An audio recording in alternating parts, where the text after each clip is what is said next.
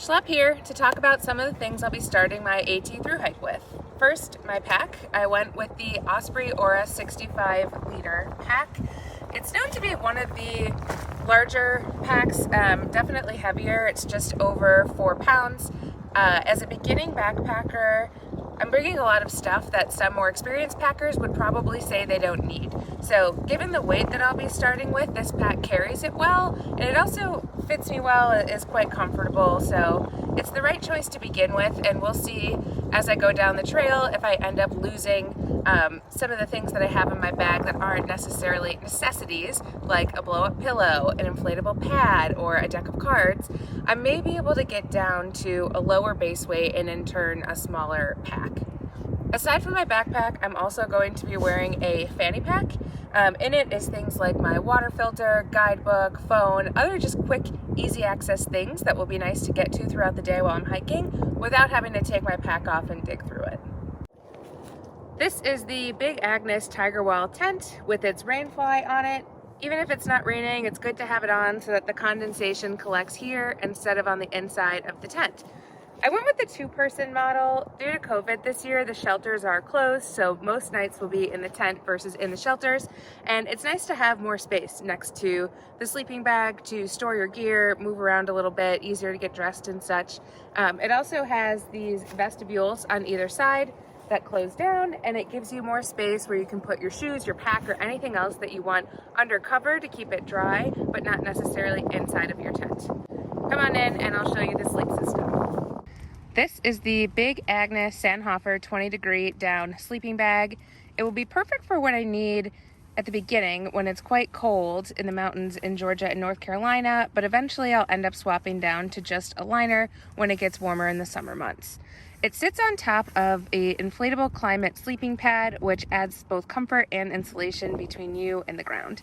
I'm also going to start with this pillow, mainly for comfort, but we'll see as the trip goes if I end up favoring comfort at camp or traveling with less weight more.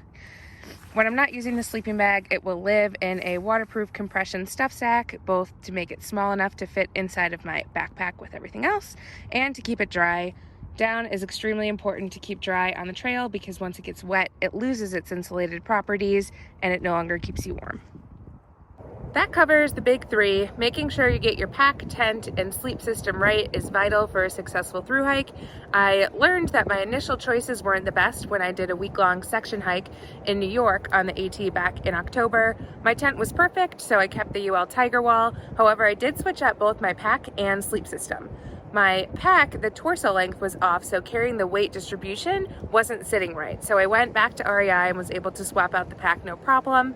And my sleep system had 2 issues. The bag itself was great, 20 degrees seemed what I needed. However, it was huge. It was a synthetic bag, and squishing it down into the pack was almost impossible to fit everything else. However, when I swapped it to a 20 degree down bag, since it compresses so much better, it worked perfectly. Finally, the sleeping pad. I was a little too cold at night. My pad initially didn't have insulation, and it took about 30 breaths to blow up.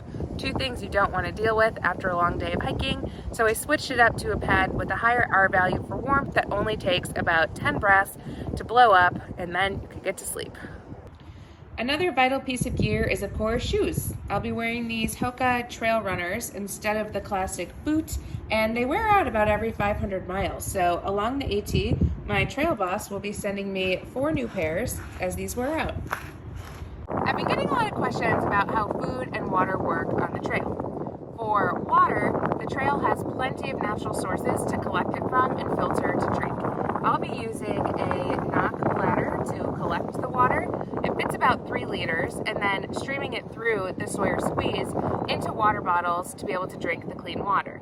Some people also screw this directly on top of water bottles and drink it through, but the flow isn't fast enough for the way that I drink water. There's also times where the water is stagnant. It might have a weird color or odor, in which case, if you need to drink from that source after filtering it, you can also treat it with iodine to do a double check and make sure that you're not getting sick from the water. For food, I'll be using this Osprey stuff sack. to hold it. About every 3 to 7 days, you can get into town to refill your food. You're looking for really calorie and nutrients dense food, since the weight of it will be on your back for as long as you need to carry. I'll be stringing it up in a tree in the evening to keep it away from bears and other critters that want to eat it. My plan is to shoot for foods that don't need to be cooked for breakfast, for lunch, as well as for snacks. However, in the evening at camp, I plan to use the jet boil flash system to boil water and rehydrate foods like ramen, instant mashed potatoes, rice sides, and polenta, which you can usually pour the hot water either directly into the package itself or pour it into a freezer bag and then put it in a reflective pouch like this to rehydrate for 10 to 15 minutes, and boom, you have a hot meal in the woods. Those were the highlights for my larger pieces of gear, which I'll go into more detail on throughout the trail. There's other things in my pack as well, of course, like things to keep clean, a gear repair kit, first aid, technology, guidebooks. It's really incredible how much can fit into the backpack that you're carrying for 2,200 miles. My next video will be from my first week actually on the Appalachian Trail. I start on March 15th on the approach trail up to Springer Mountain, so subscribe to my channel for weekly updates.